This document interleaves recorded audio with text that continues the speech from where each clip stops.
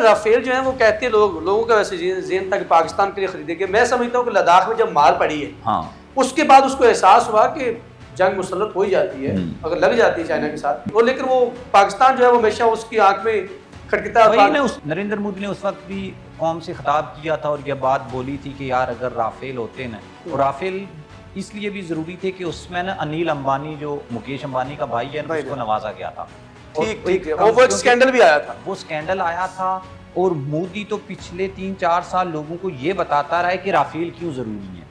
सही है। और राफेल जरूरी इसलिए भी थे कि एक तो पैसा बचाया वहां से, वो पैसा बाद में इलेक्शंस में इस्तेमाल किया, राइट। और ऊपर से ये कि उसको ये था कि यार हम न पाकिस्तान को राफेल से न मारेंगे। अस्सलाम वालेकुम दोस्तों, मैं अखलाक सालिक आपके साथ 94 न्यूज़ नेटवर्क पर आपको खुशामदीद कहता हूँ। नाज़रीन, 22 अप्रैल 2025 का खूनरेज़ वाक़या, वहाँ से लेकर इस खित्ते के अंदर जंग मुसल्लत करना भारत का, इसके पीछे क्या मुहर्रिकात थे, क्या क्या हुआ, क्या दुनिया की दो टेक्नोलॉजी के खिलाफ आपस में जंग थी, इसके अलावा और 22 अप्रैल से लेकर 10 मई तक का ये तमाम जो वाक़या है, इसके अंदर क्या मुज़मरात जो है वो पिनहा थे, वो हमने आपके साथ जो है वो यहाँ पर डिस्कस करने मेरे साथ दो महान सीनियर दिफाई तज़िया निगार भी हैं और इसके साथ साथ सोशल एक्टिविस्ट भी हैं। मेरे राइट साइड पे मौजूद हैं इरफान समोर साहब। अस्सलाम वालेकुम समोर साहब, आपको खुश आमदीद कहता हूँ। और मेरी बाएं तरफ बराजमान है जनाब तैयब चौधरी साहब। इन्होंने पल पल की खबर आपने पहले भी इनको सुना होगा और इन्होंने बड़ी खूबसूरत बातें की और बड़ी अंदर की बातें, और ये वैसे भी आपको पता बॉर्डर के तमाम जो एरिया है और जनूबी एशिया के ऊपर इनकी खास ग्रिप है। इनसे आज गुफ्तगू करते हैं। आगाज़ करेंगे तैयब चौधरी साहब से। तैयब चौधरी साहब, मैं आपसे आगाज़ करने का मेरा मकसद ये है कि आप क्योंकि इस वार को इससे पहले भी बड़ा करीब से देख चुके हैं, आप क्या समझते हैं कि इस वार के अंदर भारत का वही एक जो रवैया था वो था, या इसके अंदर कुछ और चीज़ें थी जो दुनिया चेक करना चाहती थी, दुनिया इस चीज़ को जो है वो जानना चाहती है, भांपना चाहती है, वो पैमाने थे कुछ ऐसे ये जंग? अच्छा, इसके ना दो पहलू हैं। एक तो ये है इंटरनेशनल, जो आपने बात की, टेक्नोलॉजी की आपने बात की। उसके बाद आपको पता है इंडिया एक बहुत अमीर कंट्री है, पैसा है उसके पास ना, तो दुनिया भी ये चाहती है कि ये पैसा ना किसी तरीके से हम हथियाएं। ठीक है। और दूसरा ये है कि ये नरेंद्र मोदी को भी बहुत सूट करता है, ठीक, कि वहाँ पर इलेक्शंस हैं। आपको पता है एक बंदा जिसने 2/3 मेजॉरिटी को एंजॉय किया हो, वो एक कोलिशन गवर्नमेंट जिसमें प्रॉपर आपके पास अख्तियारात नहीं है, ठीक है, तो वो अपनी एक ग्रिप मजबूत करना चाहता था। और इन सब के बीच एक ऐसी डेवलपमेंट हो गई जिसका ना वो फ़ायदा उठा सकता था, ठीक है, और उसने इसका भरपूर फ़ायदा उठाया। मैं ये तो नहीं कहूँगा कि यार पहलगाम का वाक़या उन्होंने खुद करवाया है, ठीक है, लेकिन मैं ये कहूँगा कि जब वो हो गया तो उसका भरपूर फ़ायदा उठाने की कोशिश की, क्योंकि नरेंद्र मोदी उस वक्त सऊदी MBS के साथ जद्दा में बैठा हुआ था, राइट, जब ये वाक़या हुआ, ठीक है। तो जैसे ही उनको पता चला तो इन्होंने एयरपोर्ट के ऊपर एक मीटिंग की, अजीत डोवाल ने, नरेंद्र मोदी ने और S जयशंकर ने, ठीक है, और वहाँ से नरेंद्र मोदी गया पाकिस्तान की फ़ज़ाई हदूद को, यानी कि यहाँ से गया था लेकिन वापस वो यहाँ पर नहीं आया।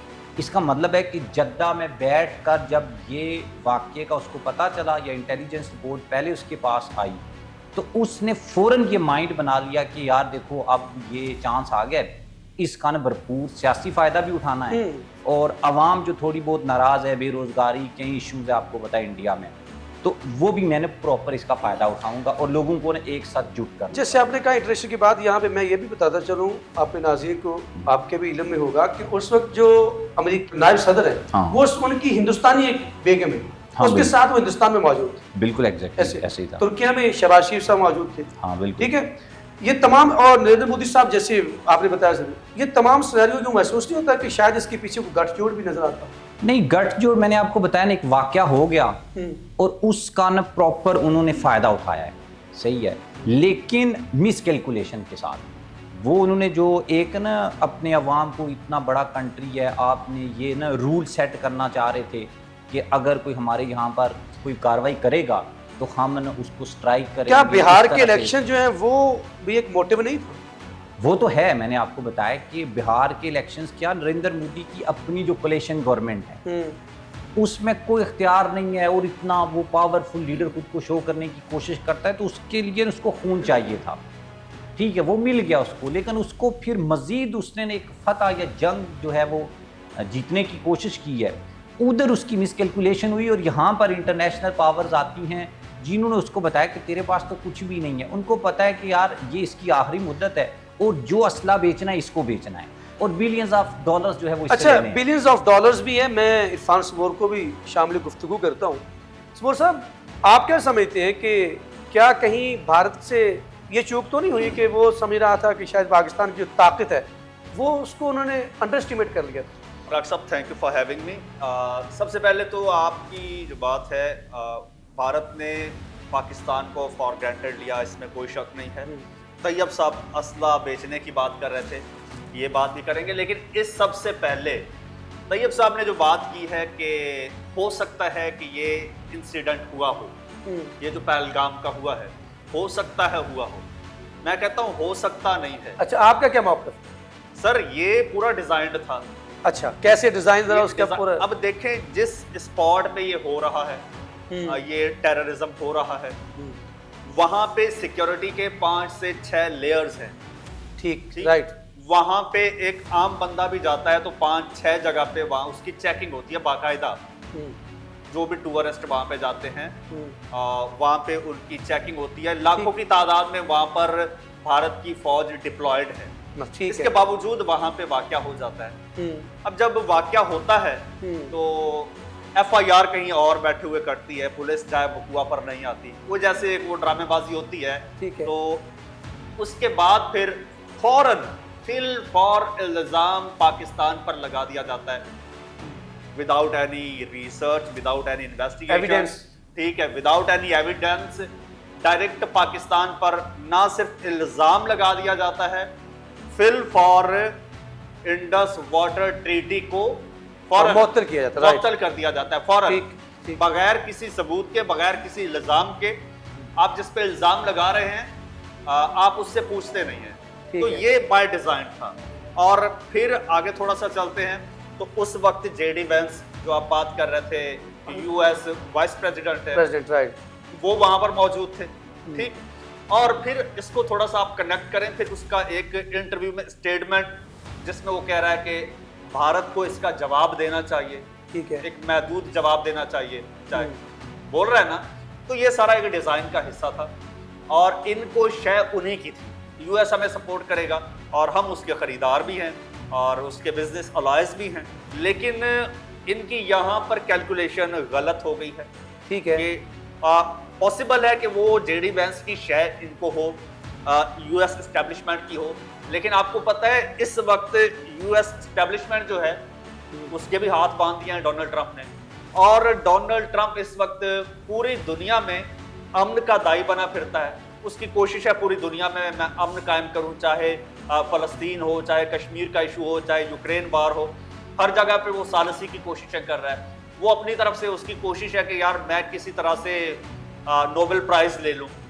अच्छा, मैं उसके लिए क्वालिफाई करता हूं, सुनते जाइएगा। ठीक है, तो ये भारत की एक थी कि यार हम जब ये करेंगे, हमारी डिप्लोमेसी बड़ी स्ट्रांग है, दुनिया के साथ रिलेशंस बड़े स्ट्रांग है, हम तो कारोबार करते हैं, पैसा हम निछावर करते हैं, और ये इनको नहीं पता कि दुनिया इनको मामू बनाती है।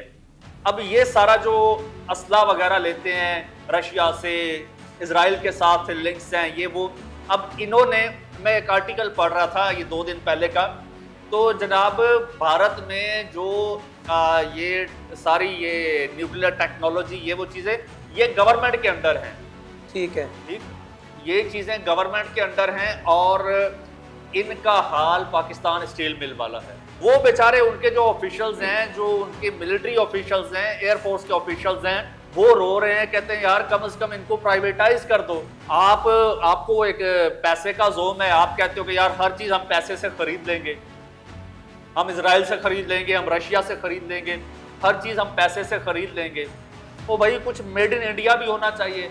वो आपका पड़ोसी मुल्क है, आपसे कई गुना छोटा मुल्क है, उसने JF-17 थंडर बना लिए, उसने अपने रडार्स बना लिए, उसने इतनी एडवांस जो है वो वार टेक्नोलॉजी बना ली है। आपके पास क्या है? आपका वो एक सरकारी कंपनी है और उसकी वो सरकारी है, उसकी परफॉर्मेंस ये है, तो आप इसको प्राइवेटाइज करें, हम खुद चीज़ें बनाएं। वो इस बात पे रो रहे थे, अच्छा जोर दे रहे अच्छा थे। इसमोर साहब, आपने जैसे बात की कि पाकिस्तान के F-17 थंडर जो था उसकी टेक्नोलॉजी का बड़ा चर्चा था, क्या आप ये नहीं समझते कि अमेरिका ने हमेशा, आपको पता है, कोल्ड वार के जरिए जो है ना वो अपने मफादात को पूरा किया, क्या उसने चाइनी टेक्नोलॉजी को टेस्ट करने के लिए ये तमाम जो यहाँ पर ये मामला हुआ है, इंडिया का पाकिस्तान के ऊपर अटैक करना, आप ये नहीं समझते कि अमेरिका ने इसके थ्रू अपनी टेक्नोलॉजी को और चाइनी टेक्नोलॉजी को चेक किया कि किस लेवल पे है? आप ये एक थ्योरी है, आप कह सकते हैं कि अमेरिका ने टेस्टर लगाया हो, लेकिन अमेरिका टेस्टर लगाता तो ऐसा तो नहीं था कि उसको जंग में धकेल के तनहा छोड़ के आप खुद साइड पे हो जाता। देखिए इसकी बड़ी मिसालें उसके, वो कोल्ड वार का मतलब ये होता है कि आप बैक साइड, सालक साहब, इंडिया के पास तो अमेरिकन वेपन है ही नहीं। फिर भी वो इस खित्ते का तवाज़ुन भी तो चेक करना चाह रहा था ना कि इंडिया के पास क्या है, पाकिस्तान के पास क्या है, पाकिस्तान जो चाइना को चेक करना, बेसिकली वो चाइना के ऊपर चेक लगाना चाह रहा था क्योंकि चाइना का बड़ा है। वो तो ठीक है ना, अगर आप उस थ्योरी के ऊपर वर्क करेंगे तो शायद हमें कहीं ऐसा भी लगे कि यार चाइना तो नहीं चेक कर रहा था, क्योंकि इंडिया तो चाइना आमने सामने है ना, बाई फेस हैं। ठीक है ना। और दूसरा इशू, वो एक अलग से इशू है जो क्वाड वाला जो आप बात कर रहे हैं, इंडो पैसिफिक की, यहाँ पर जापान, ऑस्ट्रेलिया और इनका है, लेकिन मेरे ख्याल में जो दुनिया का वर्ल्ड ऑर्डर है, न्यू वर्ल्ड ऑर्डर आएगा, और जो पुराने इत्तेहाद थे ना वो अब एक दूसरे के साथ सूट नहीं कर रहे। मैंने ना एक आर्टिकल भी, और वैसे भी ये ओपन सीक्रेट है कि मैंने बोला था कि 1965 की, 1971 की और 98 जो कारगिल में हुआ है, 2019 और अब 2025 ना, इसमें जितने पाकिस्तानी शहीद हुए हैं, वो सिविलियन, मिलिट्री, इन सब को इंडिया ने जो वेपन यूज़ किए हैं मोस्टली रशियन, राइट, ठीक है ना। और हमारे यहाँ पर न रशिया को तो बड़ा अच्छा समझा जाता है, राइट। और जो हमने हिंदू मारे थे, ये हमने जो उनके मिलिट्री के लोगों जो को नुकसान पहुंचाया, ठीक है, तो वो गोली और वो वेपन किस कंट्री का था? वो मिड इन अमेरिका सर, वो अमेरिका और यूरोप का था। यूरोप का, राइट, ठीक है ना। इटली, लेकिन फ्रांस। अब ये एक बहुत बड़ा शिफ्ट आ रहा है कि इंडिया उधर जा रहा है, हम चाइना और रशिया के साथ आ रहे हैं। और सेनेटर मुशाहिद हुसैन साहब भी गए हुए थे, सरगई लारोफ के साथ उनकी मुलाकात हुई है, वज़ीर ख़ारजा हैं जो रशिया के, वो स्टील मिल में इन्वेस्टमेंट कर रहे हैं, दोबारा अगेन रशिया इन्वेस्टमेंट कर रहे हैं। तो अब अगर एक तो मैंने आपको वीडियो के स्टार्ट में ये बता दिया था कि इसको न देखने के दो पहलू हैं, ठीक है। एक तो है कि आप इसको न ब्रॉडर एंगल में देखें कि यार इंटरनेशनल पार्स और ये सारी चीज़ें, दूसरा ये है ना इसको बायलैटरल देखें। तो मेरे ख्याल में ज़्यादा बेहतर रहेगा कि अगर हम इसको न एक ही करके देखें, ठीक है। तो अगर तो इन दोनों की आपस में बात की जाए तो 2019 में इंडिया को जब शिकस्त हुई है ना, अभिनंदन जब गिरफ्तार हुआ है, तो उसके बाद क्योंकि इंडिया तो ये ख्वाब देखता है कि वो खित्ते का चौधरी है, उसके पास पैसा है, वो पाकिस्तान से वो रकबे के लिहाज से भी बड़ा कंट्री है, इकॉनमी है, डिफेंस की भी जहाँ तक हम बात करेंगे बाई वो जिसे वे कहते हैं अददी बर्तरी हिंदुस्तान के पास है, ठीक है। अगर वो आप टैंक्स देख लें, सबमरीन्स देख लें, वो राइट, वो शुरू से उसके पास अददी बर्तरी है, ठीक है। और वो होनी भी चाहिए क्योंकि वो हमसे बड़ा कंट्री है, और उसके हमारे अलावा भी 7 कंट्रीज के साथ बॉर्डर्स लगते हैं, राइट। और राइवल उसका सबसे बड़ा चाइना है। ये वो अलग चीज़ है कि वो हमारा मुकाबला नहीं कर सकता, चाइना का क्या करेगा, लेकिन है तो है। मुझे लगता है राफेल जो है वो कहते हैं लोगों का वैसे ज़हन था कि पाकिस्तान के लिए खरीदेंगे। मैं समझता हूँ कि लद्दाख में जब मार पड़ी है, हाँ, उसके बाद उसको एहसास हुआ कि इसके अगेंस्ट जब अगर जंग मुसल्लत हो जाती है, अगर लग जाती है चाइना के साथ, बिल्कुल, तो फिर क्या किया जाए। फिर आपको पता है असद साथ जो बड़ी माफिया बैठा हुआ है, उसका भी एक किरदार था। फिर राफेल उसको दिए इसी वजह से गए हैं, उसने खरीदे इसी वजह से है, वो चाइनी जो उनका चल रहा है ना अपना प्रॉब्लम वहाँ के लिए, और लेकिन वो पाकिस्तान जो है वो हमेशा उसकी आंख में खटखटा। वही ना, उसने क्या बोला कि अब देखो, नरेंद्र मोदी ने उस वक्त भी कौम से खिताब किया था और यह बात बोली थी कि यार अगर राफेल होते ना, और राफेल इसलिए भी ज़रूरी थे कि उसमें ना अनिल अंबानी जो मुकेश अंबानी का भाई है उसको नवाजा गया था, ठीक है, वो एक स्कैंडल भी आया था, वो स्कैंडल आया था। और मोदी तो पिछले 3-4 साल लोगों को ये बताता रहा है कि राफेल क्यों ज़रूरी है, सही है। और राफेल ज़रूरी इसलिए भी थे कि एक तो पैसा बचाया वहाँ से, और वो पैसा बाद में इलेक्शन में इस्तेमाल किया, राइट। और ऊपर से ये कि उसको ये था कि यार हम न पाकिस्तान को राफेल से न मारेंगे। ये आप कह सकते हैं कि उसने राफेल को टेस्ट करने के लिए न उसको एक मौका मिला, लेकिन वो उसका राफेल भी फेल हो गया। अब राफेल क्यों फेल हुआ है, इसके ऊपर अलग से अब जो शंग्रीला डायलॉग हुए हैं सिंगापुर में, हाँ। वहां पर उनके जो चीफ ऑफ डिफेंस हैं अनिल चौहान, उन्होंने जो बात की है वो टोटली डिफरेंट बात है कि अब तो पाकिस्तान के पास जो टेक्नोलॉजी है वो तो उसका राफेल भी मुकाबला नहीं कर सकता। तो ये अब एक नया चैप्टर समझ लें ओपन हो और गया। उस तरह जिस तरह पाकिस्तान का सिस्टम तबाह किया है S4 हाँ, अगर उस लिहाज से अगर देखें तो आप ये कह सकते हैं कि डोनाल्ड ट्रंप बार बार उसको कह रहा था नरेंद्र मोदी को कि आप F-35 ले लो, अच्छा, ठीक है, और आपको पता है वो बहुत महंगा तैयार बहुत है, महंगा था यार, ठीक तो है। प्रेशर जो है वो बिल्ड हो रहा था कि आप लें नहीं लें। इंडिया में आपको पता है कांग्रेस है तो वो ये कहते हैं कि वो तो राफेल के भी खिलाफ थे कि राफेल भी नहीं लेना चाहिए, और मेक इन इंडिया की पॉलिसी जो आपने बात की है हाँ। उसके ऊपर हमें जाना चाहिए। ये अलग बात है कि वो परसों में एक सोशल मीडिया पोस्ट देखा था तो चंदा मांग रहे थे, कोई इंजन बना रहे हैं 1980 से। 80 राइट है, और क्या नाम उसका इंजन का आप उसमें बोल रहे थे, हाँ। यानी उस इंजन के लिए भी चंदा मांगना पड़ रहा है। चंदा मांग रहे तो हैं। फिर क्या पड़ी है कि 1.5 अरब की आबादी को रोटियां पूरी नहीं कर सकते और इंजनों के लिए आप जो चंदा मांग रहे हैं,